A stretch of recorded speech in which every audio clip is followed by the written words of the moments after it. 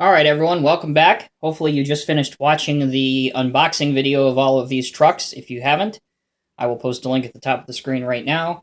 As soon as you're done with this video, you can click on that and it'll take you to the unboxing. But what we're going to look at here is the Tonkin Replicas Caterpillar CT680 on-highway vocational truck. As you may have guessed, they're offered in a variety of different axle and color configurations. As far as the three axles go, there's a dark red, a slate gray, an orange, a blue, a Caterpillar yellow, white, a regular yellow, and a Viper red. The four axles, regular yellow, orange, cat yellow, Viper red, which is a very nice color, slate gray, and white. So what I'm going to do here is I'll show you one of each, because they're basically the same other than the paint job and the axle configurations. So they come in a Tonkin Caterpillar branded box that you've seen many, many times before. That's what it looks like. And the only way to, without obviously looking through the glass if there's a model in there, or the plastic, to figure out what's inside is a sticker underneath denotes what model is in there. In this case, it's the 3-axle slate gray truck. Like most all other Tonkin Cat models, you do get a collector card. However, it is the same card no matter what color or axle configuration you get. It's just the standard blue 3-axle truck. And then here, I don't cover it up with my finger. Here is the back of it where you can see some specification details on the real machine.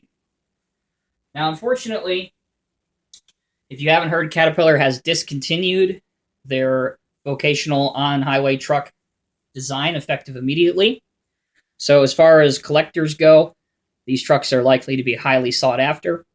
So if you're interested at the end of this video in picking up one of these, I highly recommend you head on over to Central Valley Models and check out their eBay page and pick up the color that you want. You can also get it connected with a Jeep and XL Cheater Lowboy. And if you want even more, you can get it with some Tonkin Caterpillar equipment on it as well. So we'll start off with the 4-axle. In this case, it's the Viper red. Overall, pretty decent looking truck, especially for this price range. They are not they're not sword quality, but they don't pretend to be. So it'll certainly be interesting to see how it looks with the Rogers Lowboy later on in the year. There is steering. It's notched, and there's not a great range of motion, but some is better than nothing. The hood does not open. No headache rack on the back, but there is some bolt detail and some nice Caterpillar mud flaps. The 5th wheel is a plastic component. It's not metal, and it's fixed in position, meaning it doesn't slide forwards or backwards. In terms of the wheels and tires, they are very similar to the CT660. They are rubber. The wheels are chrome. And they look very, very good. So, there's a 4-axle. Now I'll show you a 3-axle. In this case, the orange color, my personal favorite. One thing I want to point out real quickly is that there is a hand and grab rail right here on the exhaust stack. In fact, if I offset it to one angle, you can see it right there. Almost all of these models came with those off, but it's really not a big deal because there's holes to where they go in. So all you really need is a dab of super glue and some patience, and they go right back on there. One thing I do want to mention, and you can see it real well right now, is that the Caterpillar logo is on the back of the seat, both the driver and the passenger.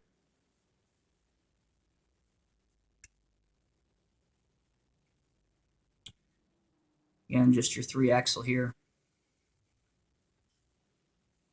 Nothing too out of the ordinary. but I really, really, really like these trucks. So let's see how they look hooked up to a couple trailers. So since we've got the orange truck, here is a Jeep. Looking good there. It is very difficult to get these pins to actually lock into position in the fifth wheel. So really, you're just going to have to sit it in there, which is not a big deal for those of us that display our models on shelves. But if you wanted to move it, it doesn't really lock into position. So let's extend it furthermore with the regular lowboy. This is going to be hard to get all of this in the picture, so drive the truck off into the sunset. And there's your standard lowboy. In this case, I've got a Tonkin Cat 966K. And with my hairy hand out of the way, you can see that it makes a pretty convincing and really, really nice model. Last thing I wanted to show you guys is that the Norscott Trail King lowboy, although the one I'm showing you is customized and heavily modified, it also will sit into the fifth wheel just fine. For those of you that have CT660s and the lowboy that came with it, boom, pops in just like that. So, there you go, guys. So in conclusion, these trucks are very, very nice. I think they're priced accordingly. There are a lot of plastic components, but likewise, there's also a lot of metal used in them.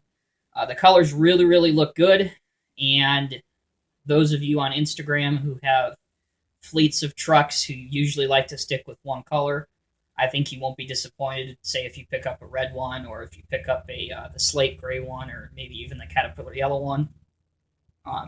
Really, they're priced accordingly. They look very, very good, and really they have all the functionality I would want out of a tractor unit, with the exception of maybe opening doors and the opening hood. So thank you guys for watching. I hope you liked this video, and until next time, everybody, stay safe, and we'll see you next time.